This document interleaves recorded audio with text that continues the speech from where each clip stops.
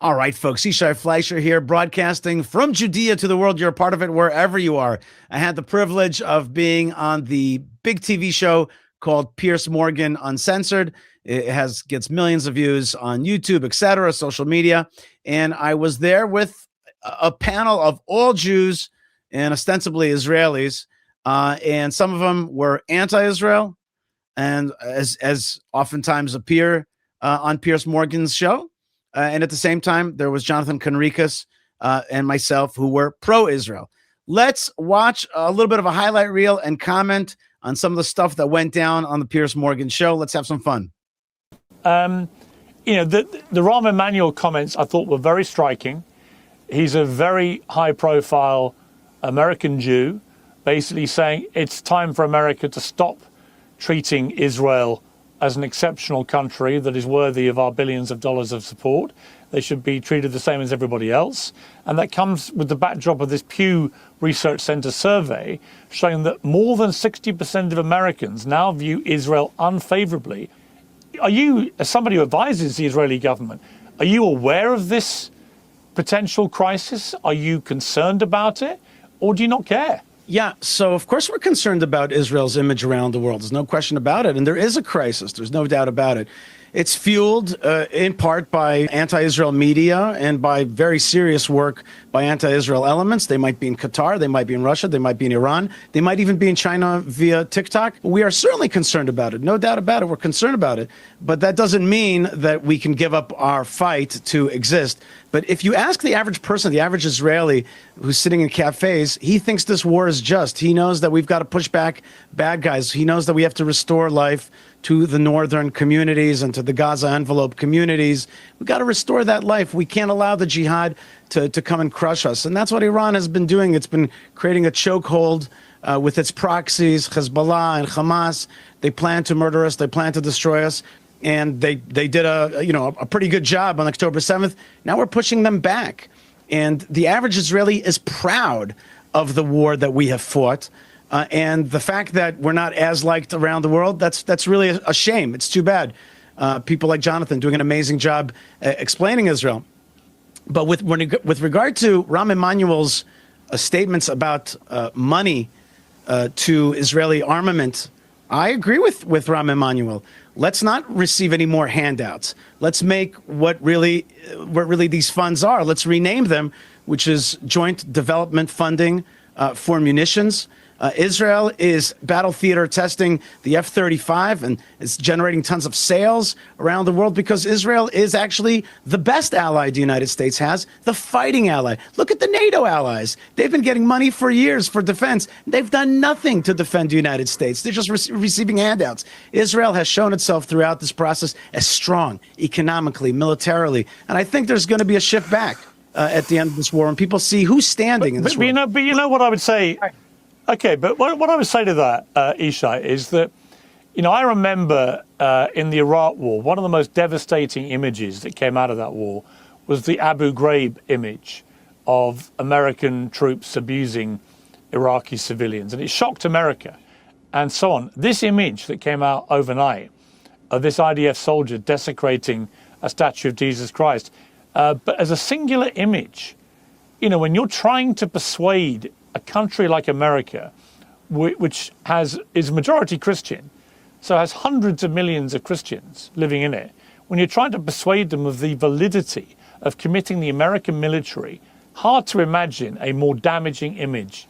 Okay, so first thing, it should have never been done, and both the Army and the Foreign Ministry has apologized, and rightfully so. So that's the end of that, meaning to say it was a bad thing to do. And you're right, it's definitely a harmful image. But most American Christians still know the Bible, and they know that the jihadists are not the Bible. Israel is a biblical story coming to life right now, the return of the Jewish people, the ingathering, the rebuilding of Jerusalem. It's an amazing story, and most Christians who love Israel will continue to support Israel. And with regarding to you threw in a phrase there, which I can't let it slide. You said, this is a war that Bibi Netanyahu has been pursuing to further Israel's interests. This is a war against the fusion of jihadism and communism, which the regime the Iranian regime has been promulgating around the world. They want to destroy you, and they want to destroy your London. They want to destroy the United States. They want to destroy Israel. This is a battle for liberty. Liberty. It's a global battle for liberty. It's sad that a lot of people don't see that. They think the way you kind of phrased it, which is like this is about, Israel's security interests or Israel's interest. No, or maybe it's about oil and money. No, this is about liberty for the world. It's about a fight against a regime. I heard your interview with the Iranian professor before this panel, and you were saying to them like, hey, you can't speak the truth in your country. You can't say what you want. This is a autocratic regime, and he wouldn't admit that. But that's the truth. And these guys have killed their own people. Look at my colleagues on this panel, right? They'll rip Israel, but they'll not mention jihadism or what Iran has done to its own people. The fact that they tried to kill President Trump, the fact that they murder people in the streets, the fact that they've attacked Israel for decades. And so this is a just war. Israelis feel that.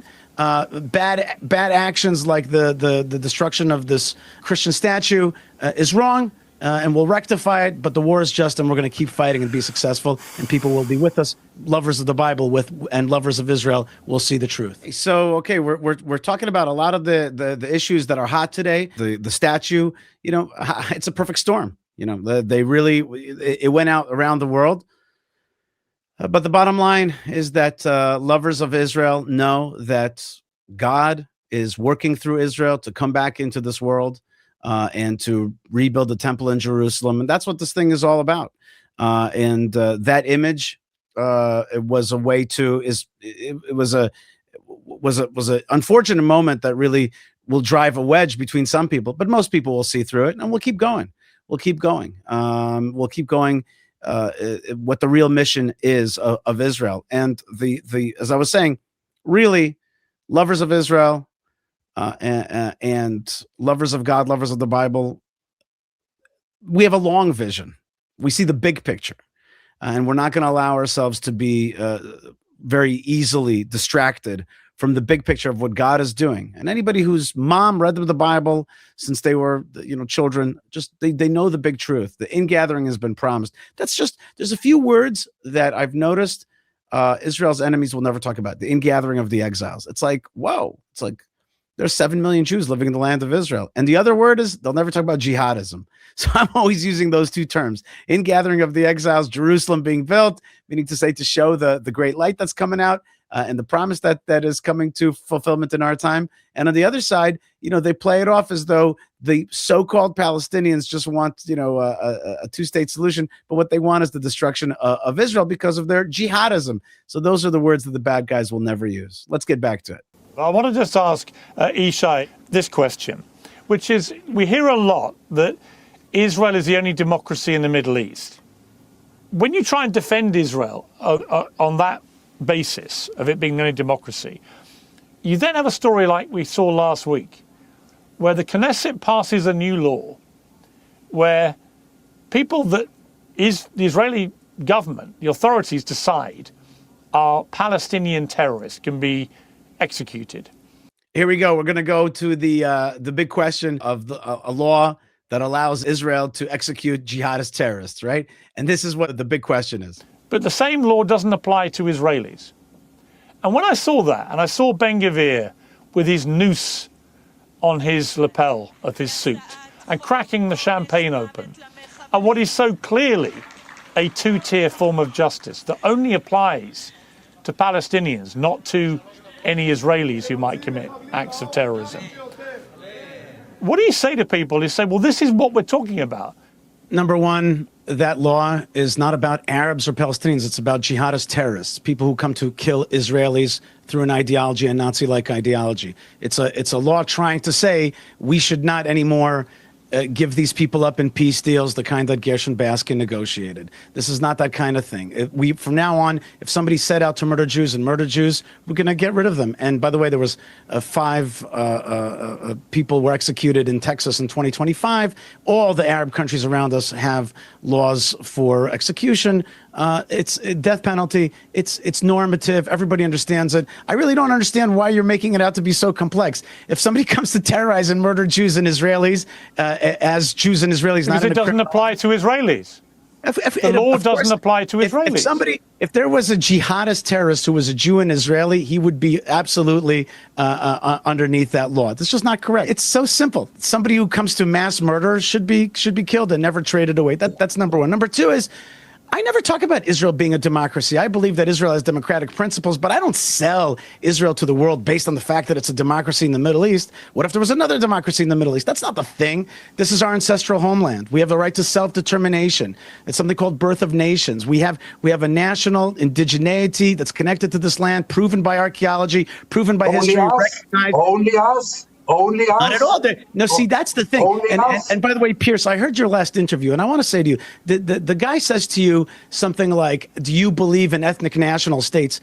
Piers, there are many ethnic national states with sizable minorities. China is one of them. Japan is another one. All the Arab countries around us. Ireland is one of them. Okay, there are many, many countries in this world that are ethnic national states with sizable minorities. That's called birth of nations. That's Wilson's 14 points. That's the idea that ethnic national peoples have a right to their ancestral homelands. It's not such a tricky question. I don't know why you get messed up on this. It's simple. Yes, there is such a thing as ethnic national states. Supremacy. He spoke about supremacy. I'm talking about our tiny land. Look, if you want to know my honest view, Yishai, Ben Gvir, I think, is just as an appalling an extremist as the enemies you're trying to fight. And I think him and Smotrich has he murdered anybody? Are largely responsible.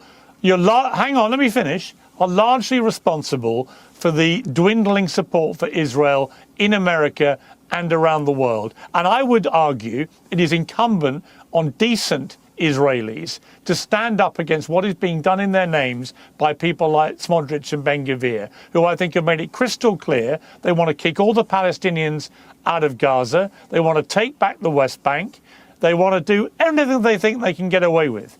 And at some point, decent Israelis have to stand up to these people and stop them doing it in their name. Or I can tell you, these polls about Israel's lack of popularity in America and around the world will get worse.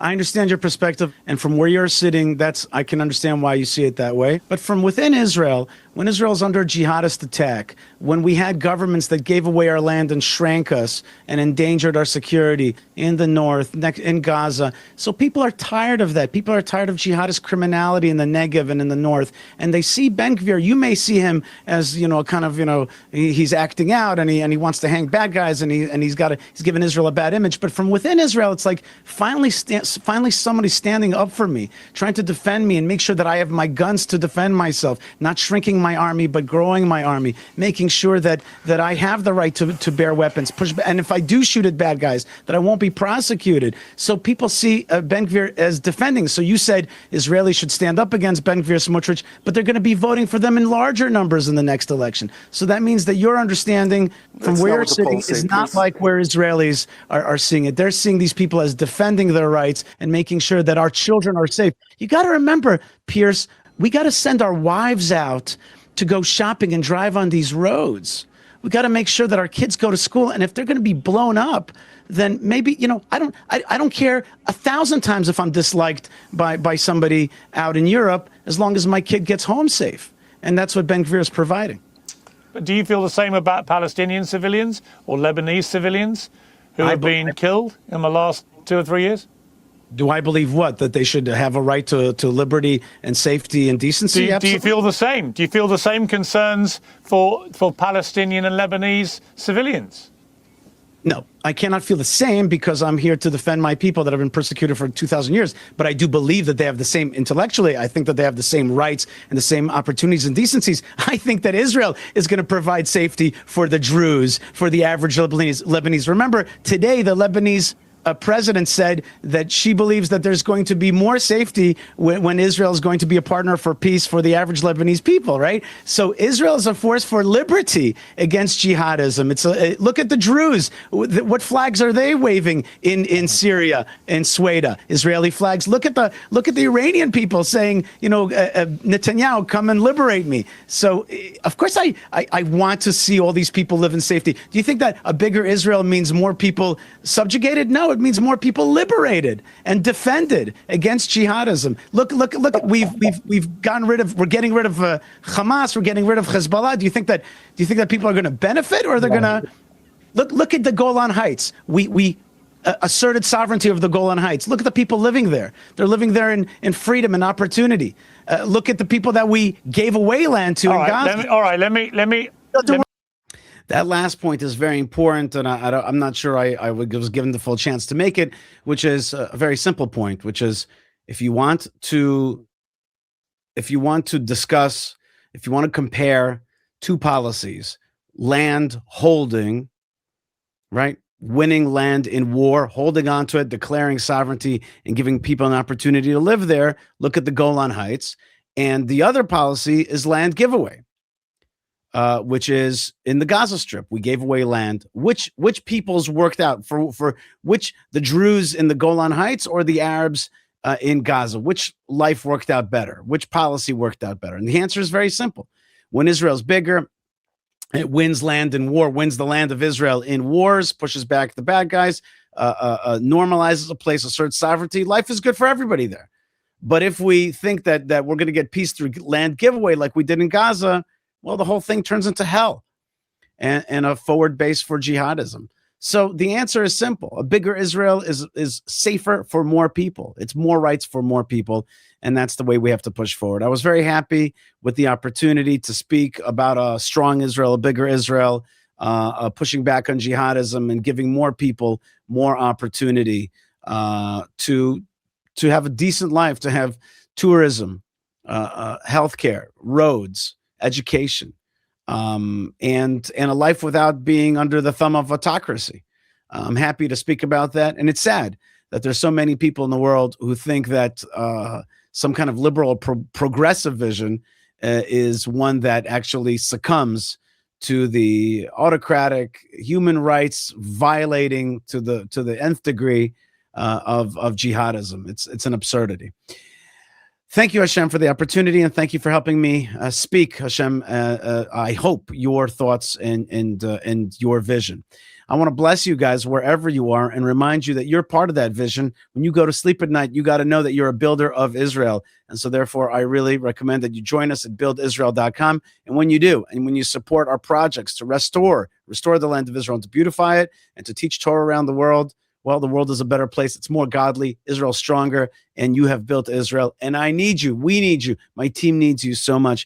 In fact, we need you at buildisrael.com, and we also need you at buymeacoffee.com/Yishai. And I can't say how many blessings I'll try to send you, and the land of Israel will send you, and God will send you when you support the rebuilding and the ingathering and the restoration of the land of Israel. Don't forget to join us at Yishai Fleisher TV. Like, subscribe, comment, become a member. Check out our web store, Yishai Fleisher TV on YouTube or Yishai.tv on the internet. Finally, let's work together to make God's name great again. And maybe I had a small chance to do that on Piers Morgan. I thank Piers Morgan for the opportunity to speak what I think is truth on his show. God bless you, folks, wherever you are. Stay tuned, stay strong, stay connected. More great stuff is on the way. Let's be a part of it. Love you and blessings to you from the land of blessings and heart from the heartland of the Holy Land. And shalom.